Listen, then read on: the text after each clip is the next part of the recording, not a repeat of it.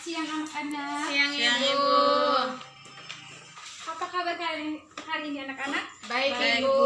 Kok muka kalian letih sekali, capek ya? Iya Ibu. Lapar? Iya Ibu, lapar. Tadi sebelumnya kalian pelajaran apa? Matematika Ibu.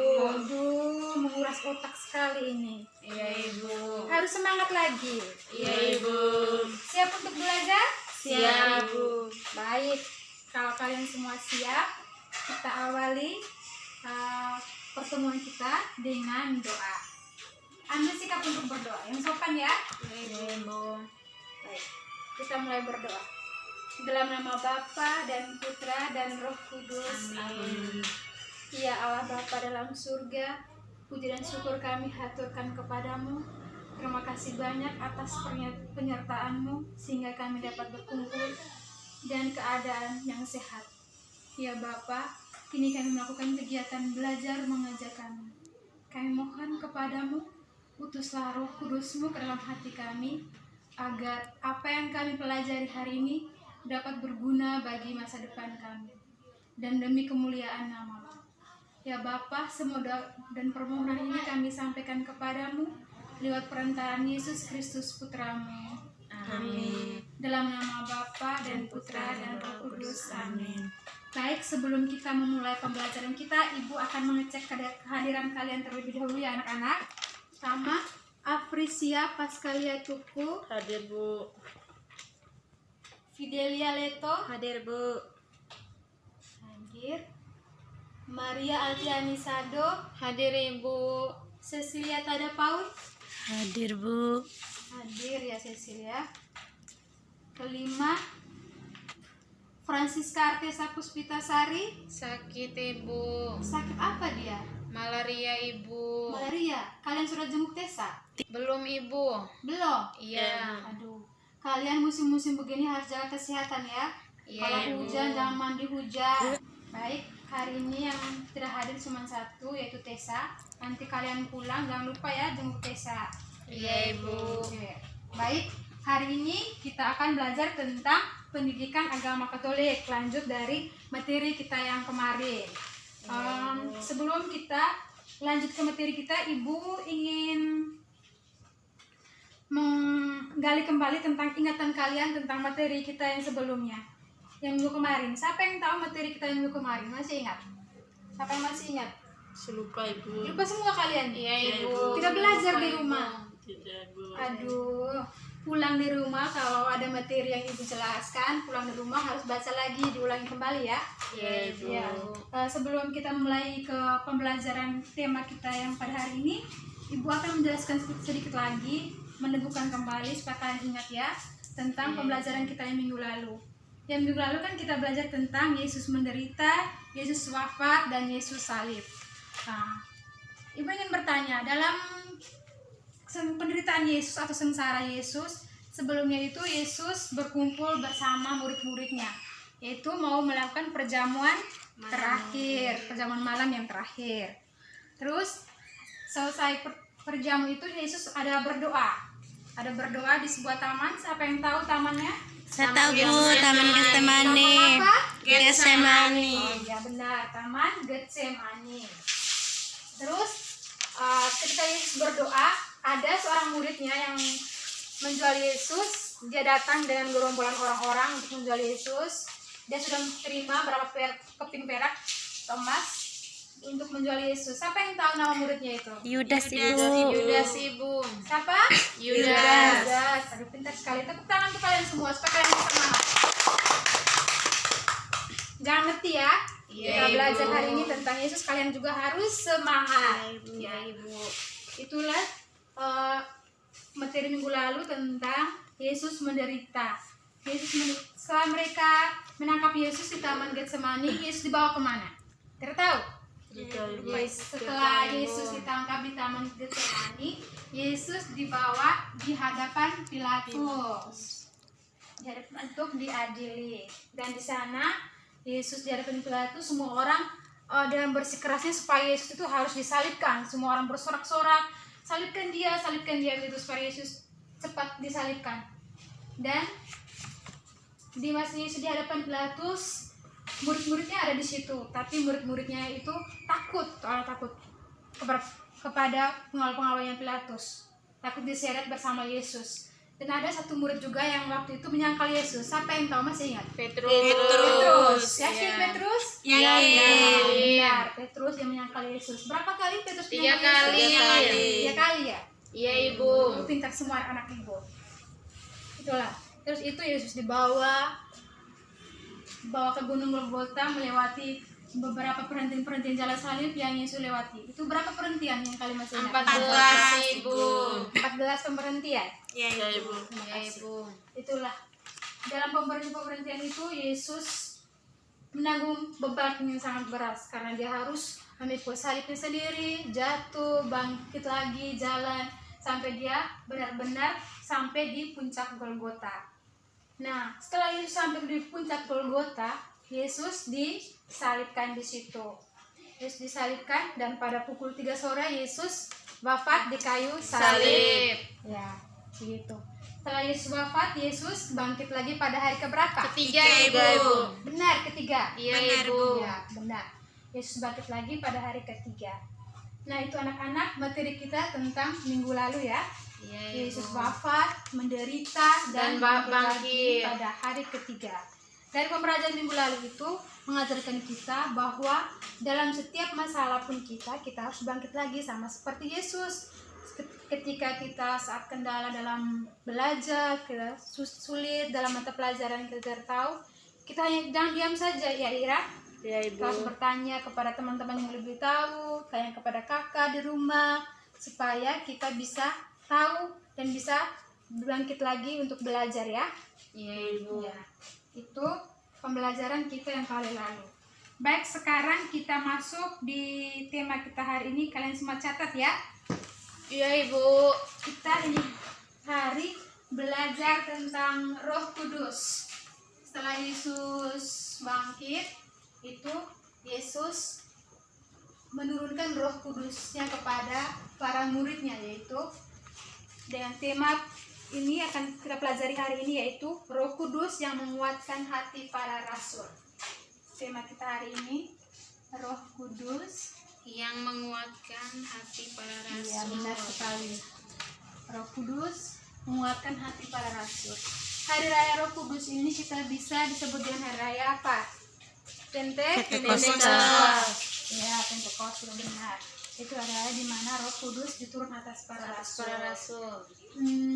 Di balik Roh Kudus turun atas para rasul ini ada alasan tersendiri, karena pada saat Yesus bangkit, Yesus memberikan amanah terakhir atau pesan terakhir yang harus dijalankan oleh murid-muridnya, yaitu Yesus memberikan amanah kepada murid-muridnya agar murid-muridnya selalu mewartakan kerajaan Allah dan menyerukan pertobatan. Ini adalah amanat Yesus.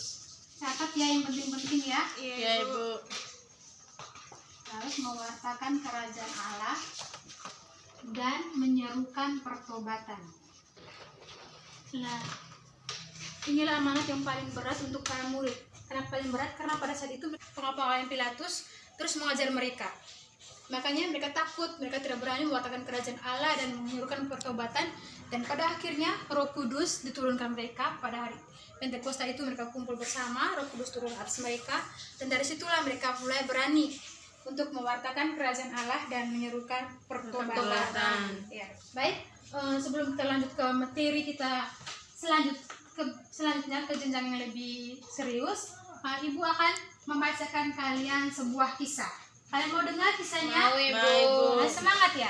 Iya Ibu. Masih ya. Ya, Ibu akan membacakan kalian sedikit kisah atau cerita. Kalian dengar baik-baik ya. Nanti setelah Ibu baca habis kalian kisah ini atau cerita ini, Ibu akan memberikan kalian pertanyaan-pertanyaan. Kalian siap? Siap Ibu. Baik, sekarang dengar baik-baik ya. Kita baca lagi ceritanya tentang seekor anjing kecil.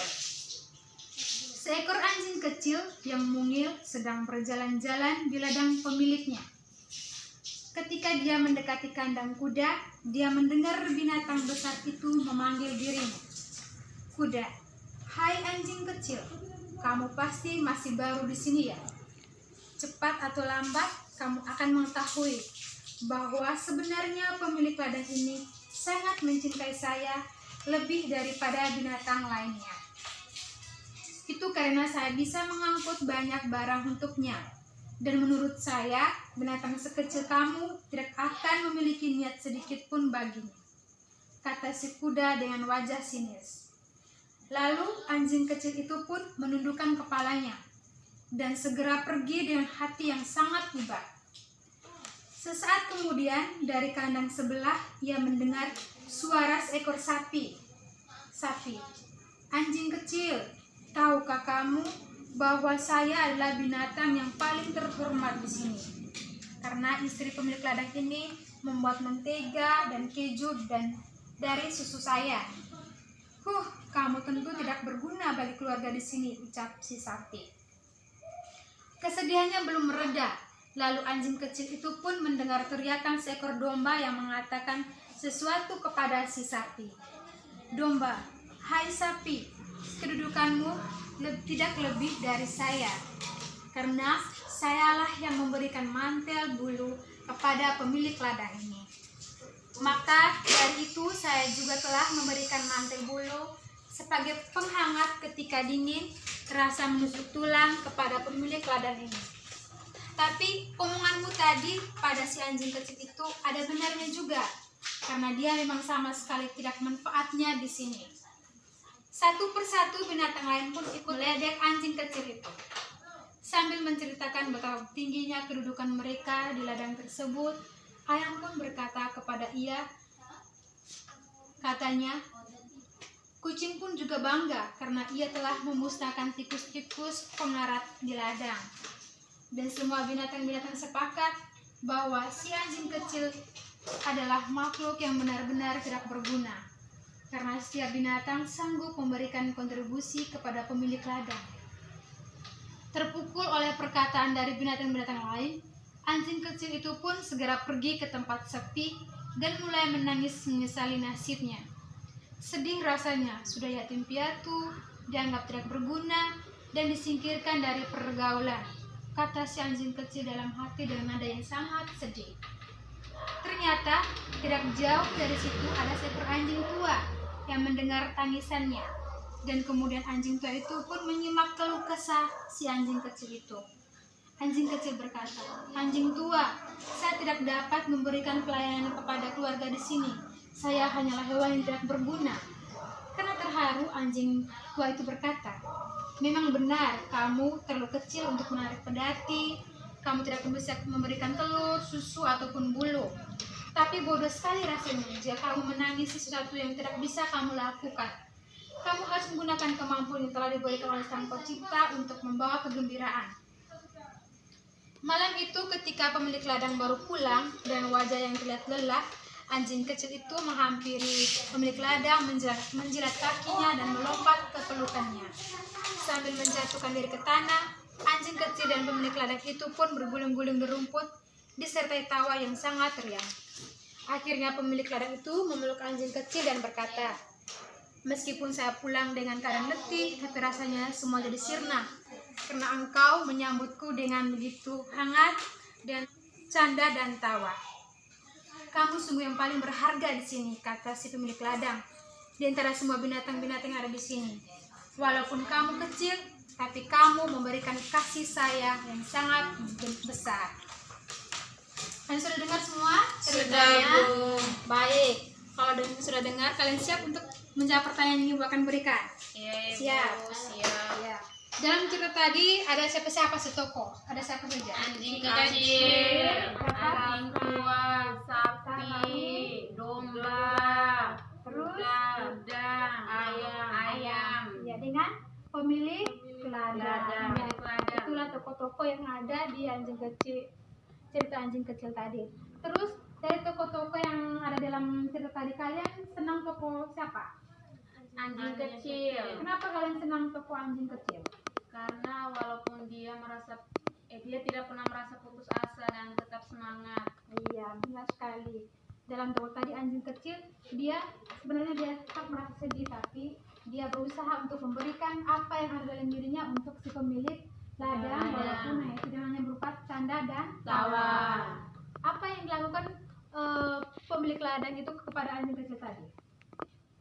pemilik ladang mengatakan bahwa walaupun dia pulang dengan letih, tapi anjing kecil menyambutnya dengan senang hati, maka dia pun bahagia. Iya, benar sekali. Pemilik ladang itu sangat senang karena dia pulang capek, disambut dengan canda tawa, bahagia, sehingga rasa capeknya itu Hilang. Ya, itu.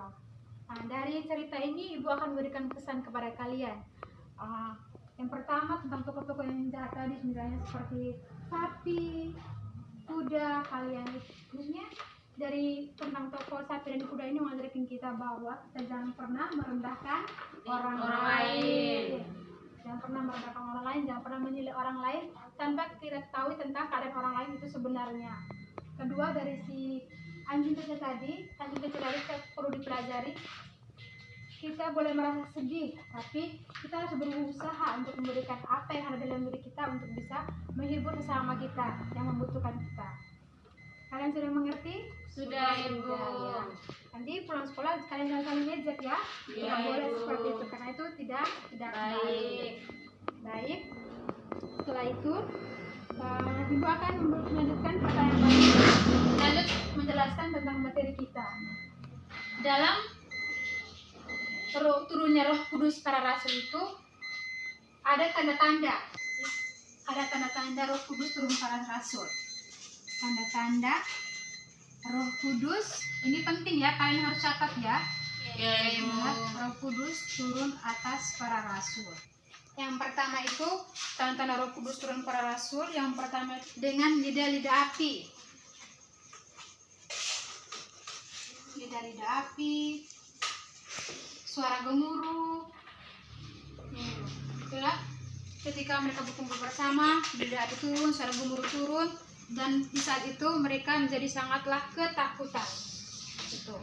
Nah, untuk mengetahui tentang tanda-tanda Roh Kudus ini, Ibu akan mengajak kita semua untuk membaca kitab suci. Ibu ada bawa kitab suci.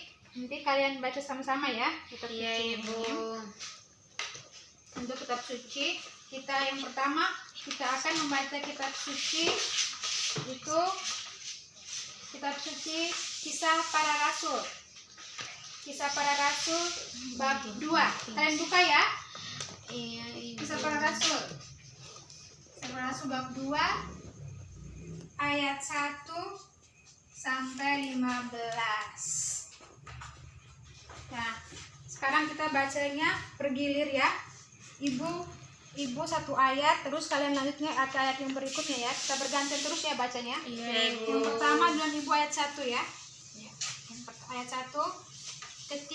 Ketika tiba hari Pentakosta, semua orang percaya berkumpul di satu tempat. Kalian ayat 2. Tiba-tiba turunlah dari langit Suatu bunyi seperti tiupan angin keras yang memenuhi seluruh rumah di mana mereka duduk. Dan tampaklah kepada mereka lidah-lidah seperti nyala api yang bertebaran dan hinggap pada mereka masing-masing. Maka penuhilah mereka dengan Roh Kudus. Lalu mereka mulai berkata-kata dalam bahasa-bahasa lain seperti yang diberikan oleh Roh itu kepada mereka untuk mengatakannya. Waktu itu di Yerusalem diam orang-orang Yahudi yang saleh dari segala bangsa di bawah kolong langit. Ketika turun bunyi itu, berkerumunlah orang banyak. Mereka bingung karena mereka masing-masing mendengar rasul-rasul itu berkata-kata dalam bahasa mereka sendiri. Mereka semua tercengang-cengang dan heran lalu berkata,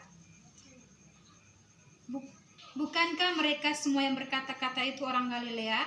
Bagaimana mungkin kita masing-masing mendengar mereka berkata-kata dalam bahasa kita sendiri, yaitu bahasa orang Partia yang kita pakai di negeri asal kita.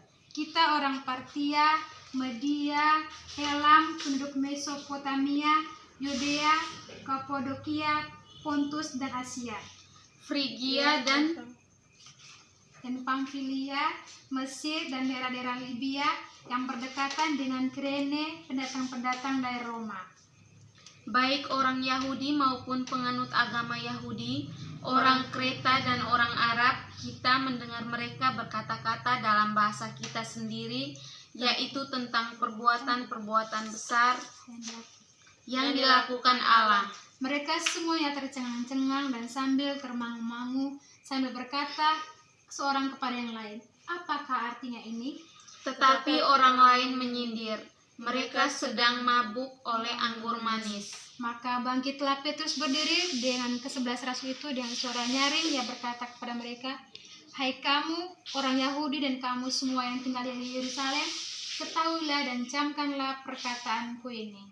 Orang-orang ini tidak mabuk seperti yang kamu sangka, karena hari baru pukul 9. Ya sudah, kita baca terusnya dari bab 2 ayat 1 sampai 15, yaitu memang kisah para rasul, yaitu tentang Roh Kudus turunnya atas para rasul. Seperti yang sudah dijelaskan tadi, Roh Kudus turun atas para rasul itu ada tanda-tandanya. Yang pertama kalian lihat tadi juga kan, ada tanda-tanda lidah-lidah seperti nyala api toh? Iya Ibu. Lidah-lidah seperti nyala api. Baik. Nah, setiap tanda-tanda Roh Kudus yang turun kepada para rasul ini mempunyai makna. Kalian catat, ini juga penting ya. Iya Ibu. Yang pertama, angin bertiup, lambang angin bertiup itu lambangnya kehidupan, dan api merupakan lambang semangat. Api merupakan lambang kehidupan dan angin dan Api semangat Ibu. ya, api semangat, benar sekali. Angin kehidupan. Api merupakan lambang semangat dan angin kehidupan. Api semangat, Angin kehidupan Ibu. angin kehidupan. Ya, benar sekali, api semangat dan angin kehidupan. Nah, dari semangat dan kehidupan ini memberikan jiwa yang tersendiri kepada para rasul untuk mewartakan kerajaan Allah, yaitu amanat dari Yesus tadi, pesan terakhir dari Yesus, dan menyerukan pertobatan. Ya, benar sekali. Nah, baik, sebelum Ibu lanjut ke berikutnya, Ibu akan bertanya kalian. Ketika kalian sudah diturunkan Roh Kudus, sudah diberi anugerah yang begitu oleh Tuhan, apa yang akan kalian lakukan? Bagaimana Ibu? Ulang ya? Iya Ibu. Setelah kalian diberi Roh Kudus, misalnya Roh Kudus sudah curah ke kalian sudah diberi anugerah oleh Tuhan, kalian akan buat apa itu?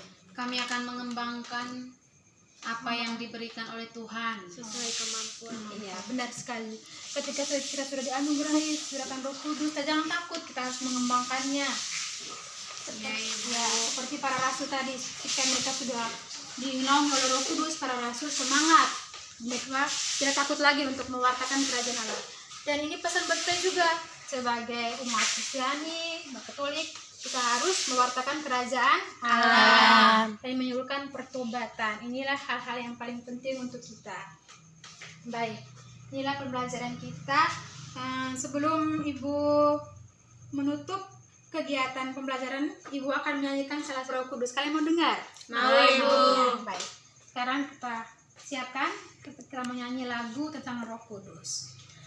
Ibu akan nyanyi ya. Kalau yang tahu lagu ini kalian boleh ikut. Iya Ibu.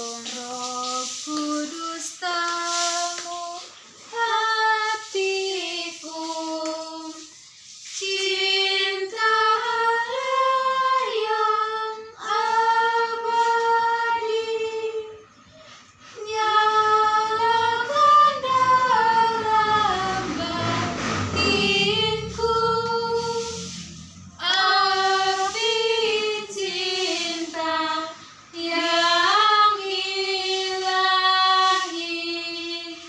Sudilah kau perbarui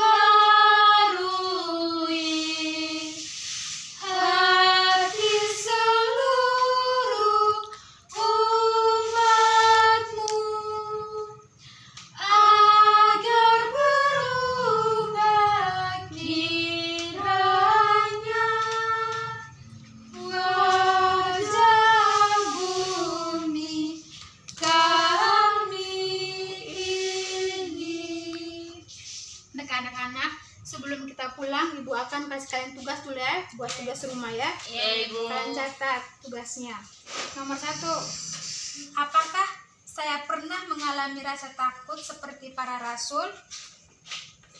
Yang kedua, apakah saya pernah merasa tidak bersemangat dalam belajar?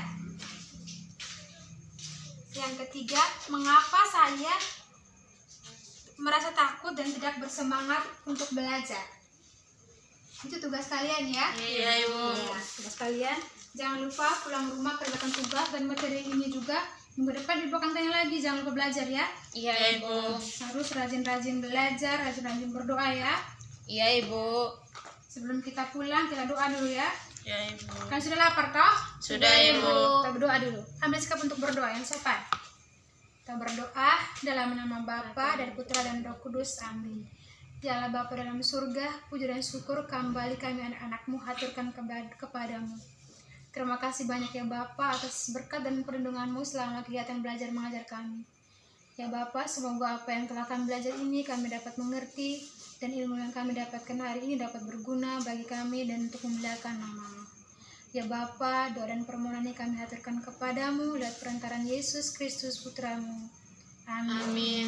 Dalam nama Bapa dan Putra dan Roh Kudus. Amin. Amin. Maka kalian boleh meninggalkan ruangan kelas. Terima kasih, Bu.